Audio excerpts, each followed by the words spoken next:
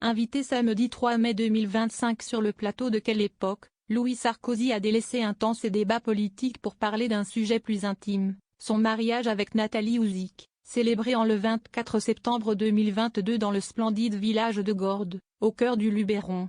Et le moins que l'on puisse dire, c'est que la noce n'était pas tout à fait comme les autres. Louis Sarkozy avait réussi à réunir ses deux parents venus avec leurs époux respectifs.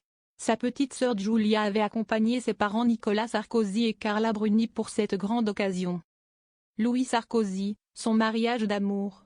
Et d'uniforme à Gordes. À mon mariage j'avais toute une table de flics. Le mariage le plus armé de l'Hexagone je pense, a lancé le fils de Nicolas Sarkozy avec un sourire amusé, déclenchant les rires sur le plateau de France 2. Loin du traditionnel banquet champêtre, les convives de ce mariage prestigieux comptaient en effet plusieurs membres des forces de l'ordre. Une présence inhabituelle mais pas si surprenante quand on connaît la passion de Louis Sarkozy pour les armes. Oui, je collectionne les armes historiques, notamment du 19e et du 18e siècle. C'est une discipline olympique.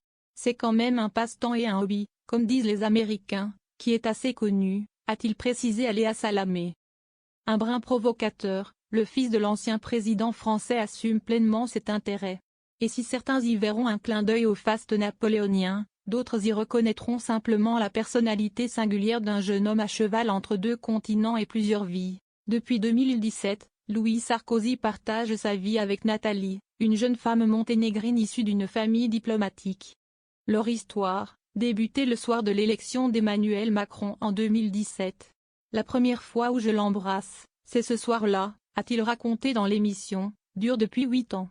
Le mariage à Gordes est venu sceller cette union. Très ému, le jeune homme de 28 ans a salué la force de leur relation, elle a toujours été prête.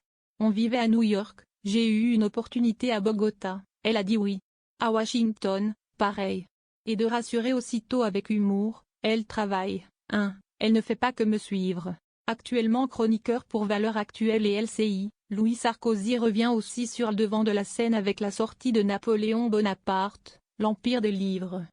Si certains le pressent de se lancer en politique, notamment à Menton ou à Neuilly, ce dernier temporise, « Je ne suis pas candidat. » Encore, a-t-il répondu malicieusement à Léa Salamé. Quant à savoir si son nom seul suffirait à faire carrière, il tranche. Si vous pensez que parce qu'on s'appelle Sarkozy, on peut tout faire, vous subissez une illusion.